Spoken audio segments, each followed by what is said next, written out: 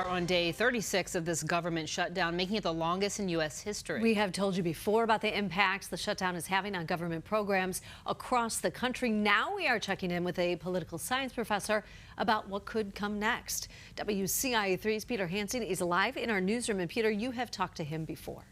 Jennifer, I talked to U of I Professor Brian Gaines 5 weeks ago on the first day of the shutdown. He said both parties were taking a chance to see who the blame would fall on, and 35 days later, he's saying the same thing.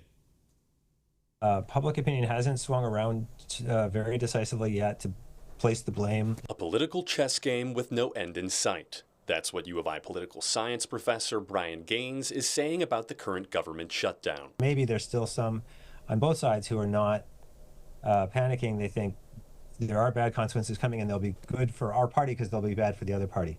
When the shutdown first started, Gaines said healthcare was the main thing the parties couldn't agree on. He's saying it's still a sticking point. A lot of the difficulty is on various forms of scaling back Obamacare can take. And he says the more recent funding issues with the SNAP program are just the tip of the iceberg for what could happen if the shutdown drags on. Those aren't so much negotiation with the long-term budget as they are a burning fuse that means that this, eventually the bomb of unpopularity goes off and one of the parties is holding it. He says other challenges could be on the horizon as well. Federal bureaucracy does lots of things, so mortgages can be affected, renewal of passports. One thing he's keeping an eye on, air travel.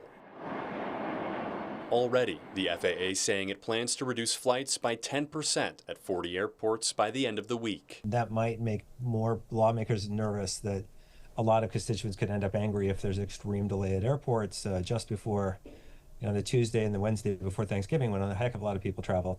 So how long does he think the shutdown will last? Yeah, if I was going to be bold, I'd say I don't think this goes past Thanksgiving. But then I'll just be eating my words as we do our interview on Christmas Eve, maybe.